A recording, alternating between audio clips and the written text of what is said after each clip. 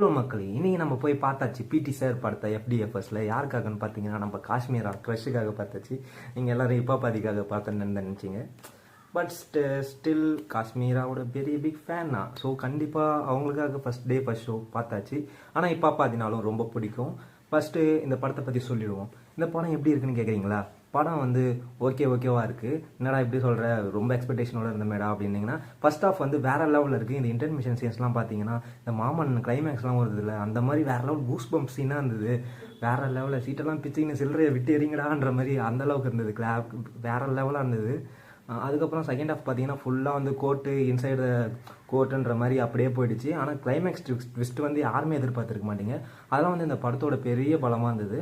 Intermission அந்த climax top class தான். என்ன சொல்கிறது, வார்த்தையே இல்லைன்ற மாதிரி இருந்தது. இன்டர்மிஷனும் கிளைமேக்ஸும் உங்களுக்கு ரொம்ப பிடிச்சிருந்ததுன்னா அந்த படம் கண்டிப்பாக ரொம்ப பிடிக்கும். இந்த படத்தோட ஃபர்ஸ்ட் ஹாஃபில் செம காமெடியாக இருந்தது, செம ஜாலியாக இருந்தது, ஃபைட் இருந்தது, எல்லாமே இருந்தது. என்ன இதில் மைனஸாக தெரிஞ்சதுன்னா செகண்ட் ஹாஃப் கொஞ்சம் லேக் ஆகிற மாதிரி இருந்தது. சில போர்ஷன்ஸில் வந்து லேக் ஆச்சு. ஆனால் வந்து ரொம்ப சீரியஸான இடத்துலலாம் ரொம்பவே கிளாப்ஸ் பறந்தது, விசில் பறந்தது. இப்போ பார்த்தீங்கன்னாக்கே தனி செட் ஆஃப் ஆடியன்ஸ் இருக்காங்க. இப்போ பார்த்தீங்கன்னா எப்போவுமே வந்து ஒரு டிஃப்ரெண்ட்டான படத்தை தான் வந்து டிஃப்ரெண்ட்டான ஸ்டோரிஸ் தான் வந்து அவர் லைக் பண்ணி ஆக்ட் பண்ணுவார். அந்த பட்சத்தில் இந்த படம் வந்து ரொம்ப சூப்பராகவே இருந்தது. என்னை பொறுத்த வரைக்கும் பர்சனலாக வந்து இந்த படத்துக்கு எத்தனை ரேட்டிங் கொடுக்கலாம்னு பார்த்தீங்கன்னா 3.5 கொடுக்கலாம். அவுட் ஆஃப் 5க்கு வந்து 3.5 கொடுக்கலாம். ஏன்னு பார்த்தீங்கன்னா கொஞ்சம் செகண்ட் ஹாஃபில் கொஞ்சம் லேக் இருக்குது, கொஞ்சம் அப்படி இப்படின்னு கொஞ்சம் மியூசிக்கில் கொஞ்சம் ரொம்ப ஹிட் சாங்ஸ்லாம் இல்லை. ஆனால் மியூசிக் எந்த விதத்திலும் கொஞ்சம் போர் அடிக்கல.